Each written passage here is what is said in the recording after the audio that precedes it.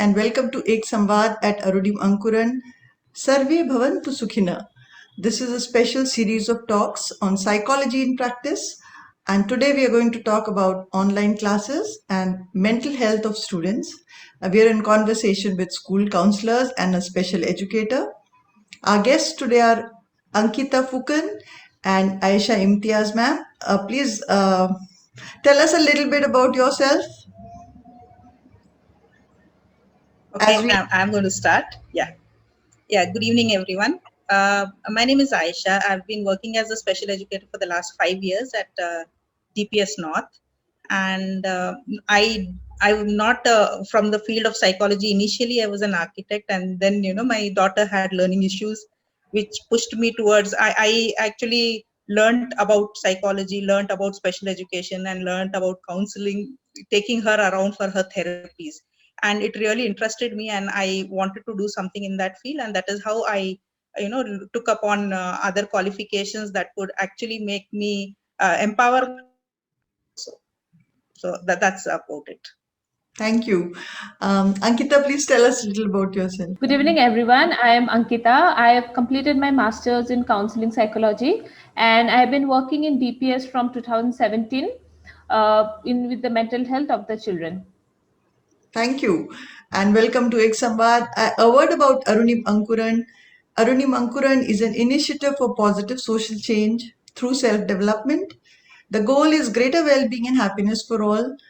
At Arunim Ankuran, we believe that each person is unique and special in some way, and each person can make an impact, each person can make a difference, and that's what motivates us at Arunim Ankuran and keeps us going. Today, we are going to talk to a school counselor and a special educator about something that is of great concern to all of us, which is the mental health challenges of online education, the role of parents, the role of special educators and counselors, and mental health tips for students. So once again, a very warm welcome to both of you, and thank you so much for joining in.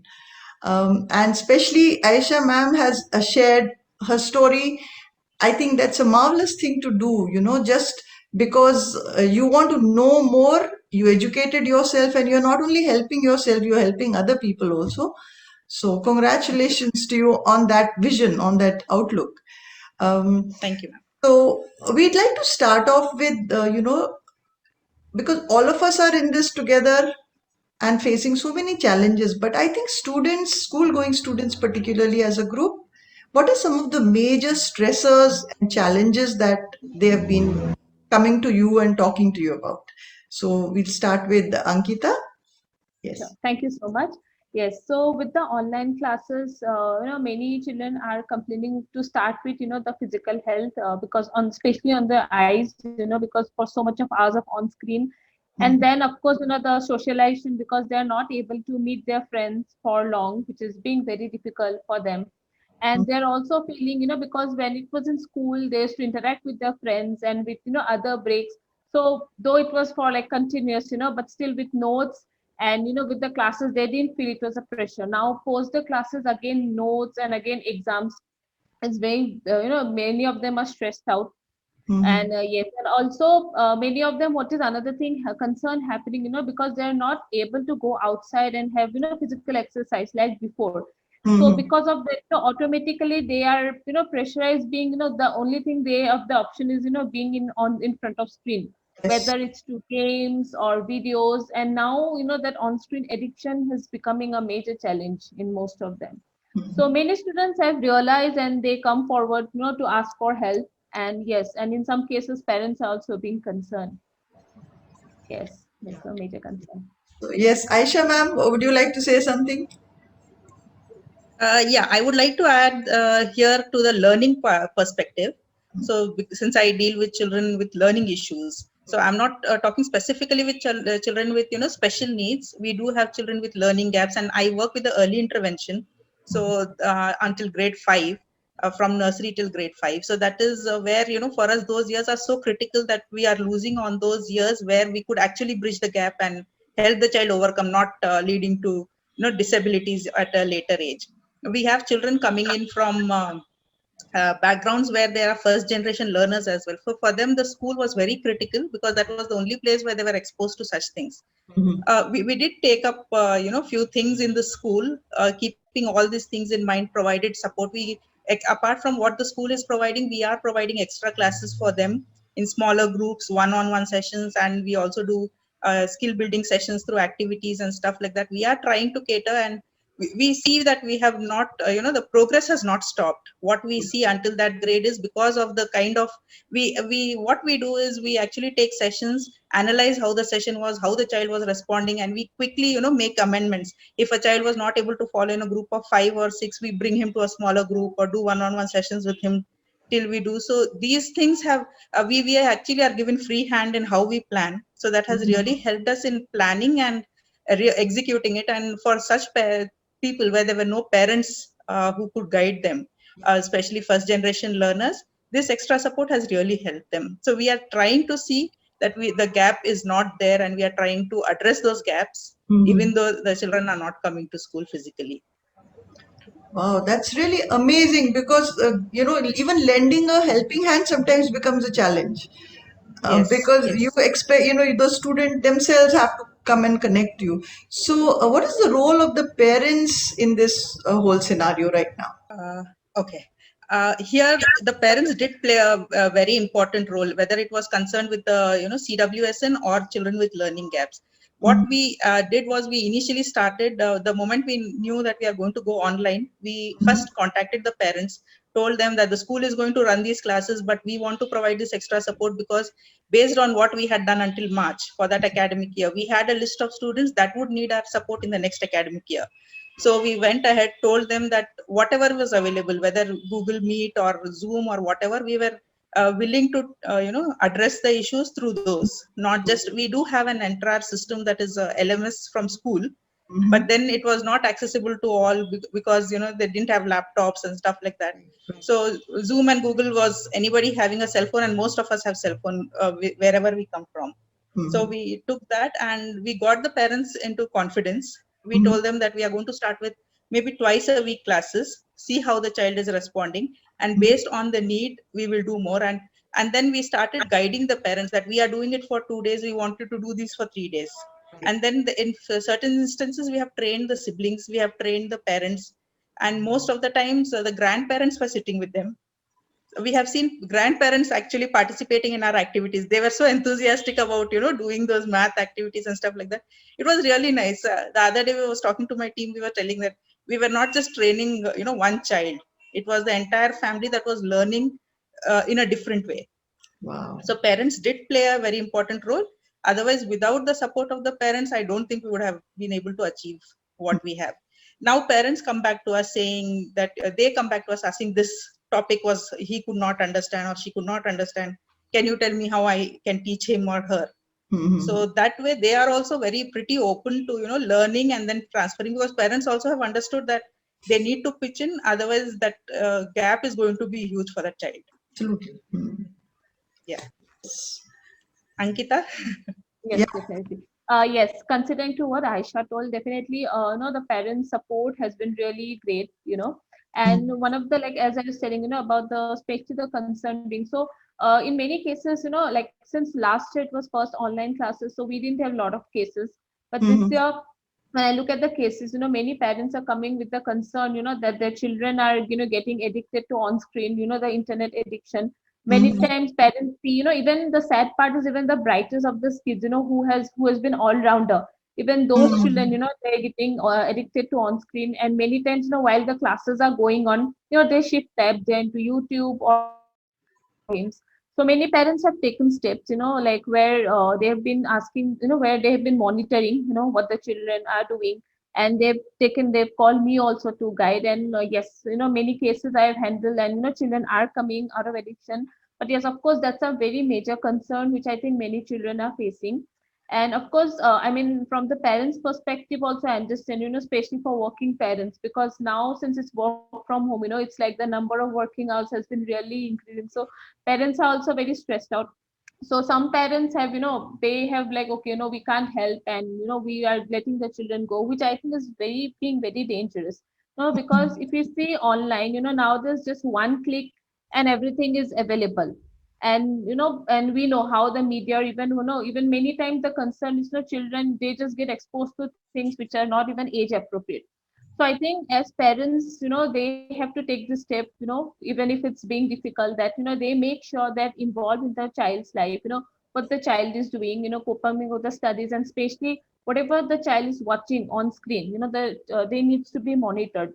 And also I think, in our country, talking about all this, the adolescence age, or certain things are being a taboo, which I think, parents need to talk about it and explain the children that, these are some things, which happens age wise. And I think, because if we don't talk about it, the children will become more curious, and that becomes more dangerous, because they will go to the people, who are their age, and take unnecessary information. But I think if parents openly talk about it, putting the trust, that we trust you, so that children are also aware, and even if they do a mistake, they know that, okay, we can go back to our parents and talk about it openly. So I think that is something, which we should be concerned of as parents. So, Ankita, as a school counselor, when you may be meeting some students who are becoming aware of the fact that they are getting addicted. So, what are the kind of tips that you give to them? Because sometimes the students are also aware that, see, this is a problem which is happening. So, if someone like that connects to you, what are some of the tips that you would be sharing with them?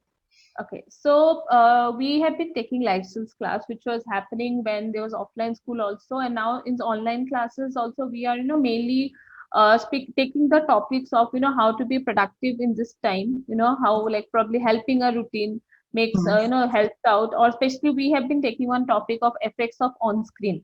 What are the effects, and what are the post effects, how it affects us in all the way, and people are not aware.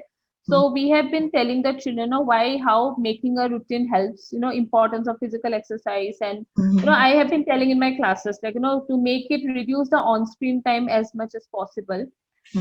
So many way there's, many children come that way, parents come, and also during the classes, because these children are already aware of the counselors helping them, in the school. So in the class also, many times the children comes up, that this is the concern, how do we get help. So even if in the chat, even what as counselors we are doing it, even if it's a small issues, where the child is telling the points in the class, or probably, putting in a message to the teacher, what we do is we call the parents, and ask, like, if everything's fine, it's a general call, and we speak to the children also. We have been taking from our side. All right. So, the mental health of students has been influenced, I would say, by the pandemic in ways that we could not have anticipated. This kind of loneliness, their lives are not designed for this. Children were outgoing, playing outside. So, Aisha ma'am, can you also share some of the things, positive ideas for children and for parents, so that other than the necessary screen time, they can reduce that? And what are some of the other things that they can do for their development? Because even though the pandemic is on, their development should not be hampered. Yes. So what we have been doing is we have been concentrating more on activities. So it's not just paper and pen that the child will sit and learn, because it is very redundant for the child. And whenever the child sits with a paper and a pen, there needs to be somebody to monitor, especially if I'm talking about early years. So what we have done is we teach them an activity, whether it being math or, we give them games that can be played where there are concepts of English grammar. So we tell them, you play this game with your family members, and this is how you need to play, and this is the chart that is going to be. We share. So there the concept learning is happening, and because it is game based, and then because children are not meeting anybody from outside, the family times help them bond better. So we are keeping those things in mind, and then we also keep sending some activities based on occupational therapy. So it is for their fine and gross motor activities. So we send small videos to them, ask them to do those, and send us back their videos so that it can be seen by everybody. And it really motivates, because if one child sends, then the other wants to do, because he sees that everybody's appreciating it and all those. So that is how. So I think what I have always been telling is this pandemic has taken away that 1 or 1.5 year from the life of the child. We have actually really snatched it away, put them within the walls, which is not very natural for a child. So the most we could do is not bound them with books and computers and tabs. The necessary part is necessary, that needs to be done. They have to attend certain classes, but then the rest of the part, instead of they sitting and just writing pages together, can be used as an activity based learning, where we as trainers and specialists can actually share activities which can be taken up. Maybe not the parent, maybe if they're in an apartment, the friends can get together and play some game. So I think the activity based learning, where a concept is being built, but then it is also a game, So, that goes well. Yeah. as an expert who's actually doing these things, ma'am, would you like to share a couple of examples with us so that people who are listening in will benefit from your experience? What are some of the activities, for example? Okay, so what we do in English, like you say, we do nouns. We play the game of name, place, animal, thing, which is very common. So we make them do those name, place, animal, thing. So then we explain to them that noun, the definition of noun is name, place, animal, thing, and then we play the game with them in a smaller group and tell them to go do it with their friends or their family. And there were also games. We build game cards. We give them, when we teach sight words, basically we play it like a bingo. So we send each side a separate group of words, and we ask them to draw those words in a book or a paper, be ready for the game, and then we play it like a game of bingo for them, where we are concentrating on their word recognition skills, their reading skills. And most of the time, then the child, if I have sent him 10 words, those 10 words are perfect for that child, because it's a game. He was constantly waiting for that word to come up when I was calling out those. Wow. And when we are doing math and all, we teach them tricks to learn those tables, how to do additions and stuff like that. So yeah, they are game based activities. For gross motor and all, we send them activities where they had to stand on their toes, stand on a ball, count, or uh, play with the ball, count how many you could do, kind of things. So yeah, we concentrated on each different areas, worked something out, some kind of activity that was sent to them, sometimes in the form of a video, sometimes we played with them, and then they took it forward, and the response is good. They do get back to us. Like we were teaching recently, we were doing that ascending and descending order. So we asked them to collect everything, ordinal and cardinal numbers. So the concept was, we got like 20-25 videos for that, because they were really excited. They got all the toys, arranged it, and then they were like numbering them and said, this is cardinal, and now when I say first, second, third, fourth, it becomes ordinal. So everybody, the concept now stays with them. So everybody got their own toys, arranged a teddy bear and a tortoise and everything, and then my tortoise is in the 5th place. So this is the ordinal number and this is its cardinal number, kind of things. So yeah, such kind of activities which doesn't look like a burden for them to learn, but then they also show off their toys. Like, you have these 10, I have the other 10. So that also worked with them. So yeah, these are the few. Wonderful, ma'am. This is so brilliant, and I think this innovation which comes to the mind of special educators like you. I think it must be helping those children who are living in isolation, some kind of a connect to a playful world. Yeah, the kids like to participate, because when we have our sessions, they are like, ma'am, can we do something else? I like this class, I don't want this class to end, kind of. We do get this feedback where we become helpless. Then we tell, okay, let us watch another video before you go, because they don't want to leave, kind of. So that is motivation for us, because we know that somewhere we are doing something right, that we are keeping the attention of the child. Absolutely. And when you make it fun, learning is so much more enhanced when you make it fun. Yeah. Yes. Thank you so much for sharing that, ma'am. Ankita, you've been a counselor even pre-pandemic, and this. Yes. So, how has your role become more challenging, and what are some of the things that you learned and you have started doing because of the situation we are in?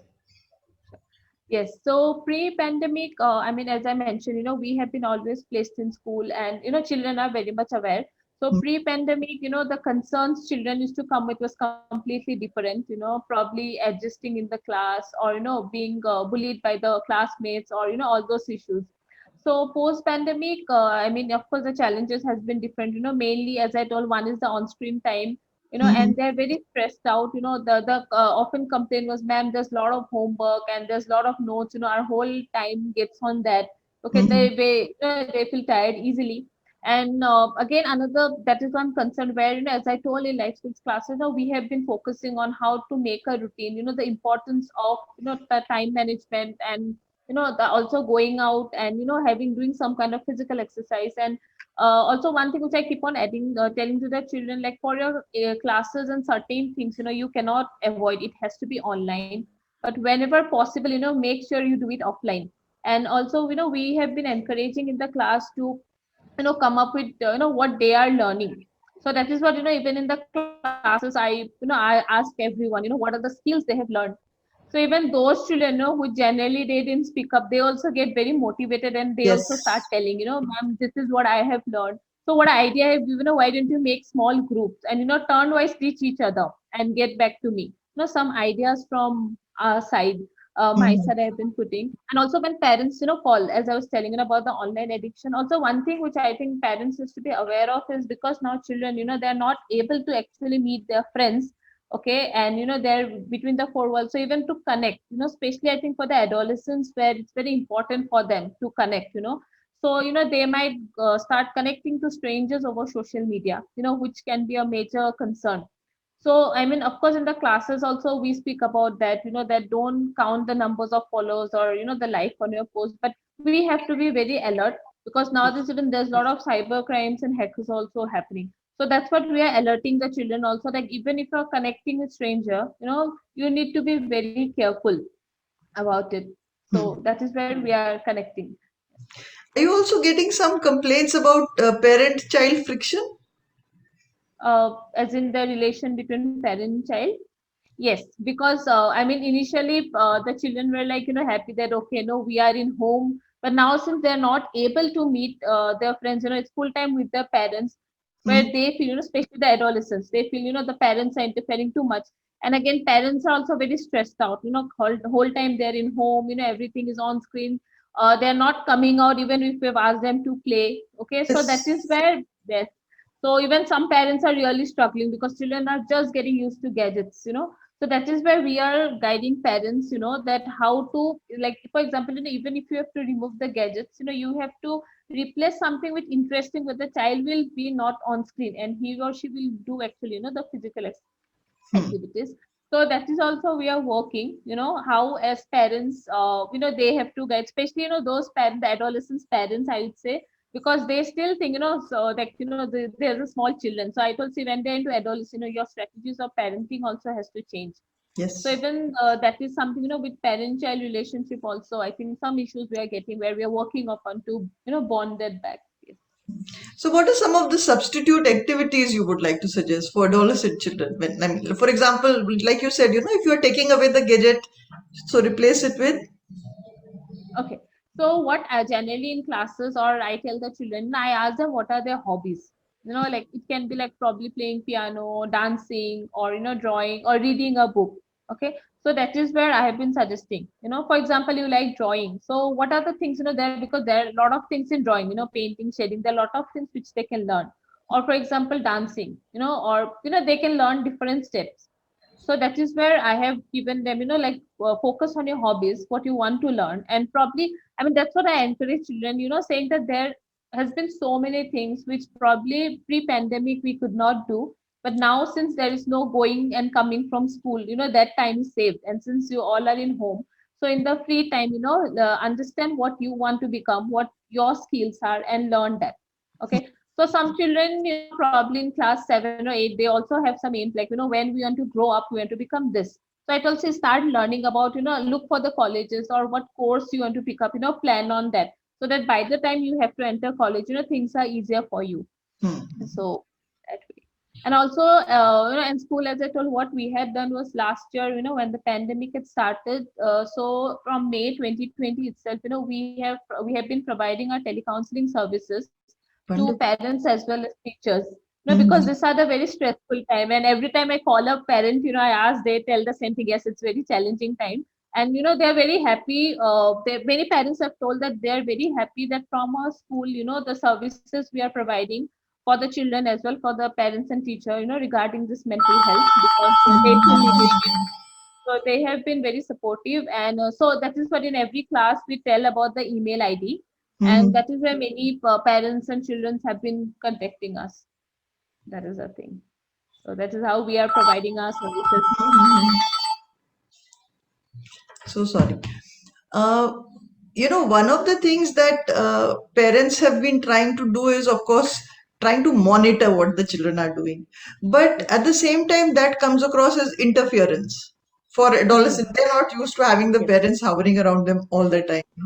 So I think the one thing that we could probably suggest also is that this is a good time to bond. Maybe they could do things Yes. together.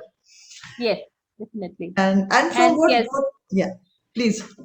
yes. So yes, that is what many adolescents, as you mentioned, they tell. So what I do is generally I listen to their perspective, okay, Mm-hmm. and then I ask them, okay, in what ways do you think parents are interfering? And then I ask them, I give them time to think, okay, Mm-hmm. like what do you really think your parents are interfering, or you think it's as a concern? So most of the time they understand it's a concern, okay, and when they narrate also there are some cases where because out of the parents concern they are interfering with the children.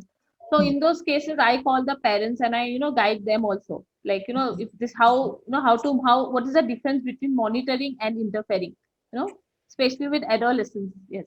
Yes. What is the difference? Okay. Difference is, I mean, when it's monitoring, I'm telling you, when you're monitoring, you also have to put the trust in the child, because just putting the rules and trying to be too strict, the child might just do the opposite. In behind you, the child might lie and do all the opposite. But when you put the trust, okay, and at the same time, you are monitoring without the child feeling that you're interfering, the child will come back to you. Hmm. And even if the child has done something wrong, he or she will have the courage that I'll go back to my parents and I can talk about it. Absolutely, absolutely. And I think from what both of you said, goal setting is a very good way of looking at the unstructured time that we have in the present time, since they're not going to school anymore. So, any closing remarks, Aisha ma'am? Would you like to say something? Yeah, I would like to continue with what you said last. So we did this activity as well, where we asked them to make their own timetables, Mm-hmm. where they could have. So having that, because the routine has been broken. The children had a routine when they used to come to school. Now it is broken. Now I hear parents, even if we keep a class at 9 a.m., they say kids don't get up, whereas the kids used to be in school by 7:38. So that is what we have been trying to tell. And now we talk to children saying that no, don't mind, start your day at 10 o'clock, no problem, but tell me what you're going to do. And you want to play games on the computer, fine, give me what time you're going to play games, stick to it. Then your mother will not come and ask you what you're doing at that time, because that is your time. But then if you cross that time, she has the right to come and tell you that you're not supposed to do that then. So I think here what we have to learn is, we are keeping them inside. We are not allowing them to go play the age where they should have been running around and stuff like that. We are putting boundaries to them. So we also have to relax somewhere. We also have to, I understand, for working parents it is work, it is home, it is kids, and now it is education of kids as well. But then we are the adult here, so we have to actually instead of expecting them to give up something, we have to give up here, and then try to be a better friend to them. I know a parent being a friend is a different than a friend as a friend. But then somewhere just saying them don't do don'ts, the no's and the don'ts going out, try to tell them why they should not do what they should not do. Or it is like, okay, you come and sit with me for half an hour, and then 1 hour you are free to go, so you're giving him more than what he is giving you. So I think that kind of things, where you come in an understanding, I think every child will also agree to what the parent is saying, and it is easier to bond. So the Wonderful. bonding here, yeah, bonding is very vital. The pandemic must have taken away everything, but has given us a chance to bond with the family. So Thank you, ma'am. the bonding, we need to work on what is there rather than crib about what is not there. So yeah, use Totally, that time for absolutely. bonding. Yes. Ankita ma'am, what would you like to say to conclude with? Yes, definitely. As Aisha ma'am told, like to like instead of creeping what we don't have, let's be grateful, because I think this is what pandemic has taught all of us. What we have been taking granted for all these years, we all have started being grateful. So yes, so as for parents also, to understand their children and put their trust, so that they can come up to them, and also guiding children that parents wants their best, right? Because even because many times even the parents put them, many times children interpret in a different way. So, and also I think compared to what it was, when we look at mental health, yes, many children, many parents are coming up now, which is I think an excellent thing, because but yes, unfortunately still a taboo in many families, thinking that when you go to a mental health professional, it is my child is mad, I'm crazy, and all these levels. So I think this is the time when actually the taboo is breaking a lot, and we have to also promote mental health, and explain the parents, the people actually, that how when you're physically sick, it's absolutely okay to go to a doctor. So same, going to a mental health professional, it's not only when you are suffering from a severe problem, but to help you a better person. So I think that's what I want to conclude as. Wow, I think it was absolutely amazing speaking to the two of you. And some of the things you said, like we are the adult in the situation and we have put them in this peculiar situation for children. And also, I think what Ankita said, trust. We have to learn to trust our children more than ever before, perhaps, because sometimes they may be online and we are not around. So we need to learn how to trust them. And of course, they have to be trustworthy both ways. Yes. So, thank you so much for your time. And it was such a great pleasure talking to the two of you. Thanks a lot. Thank you so much for having. Thank you. Thank you.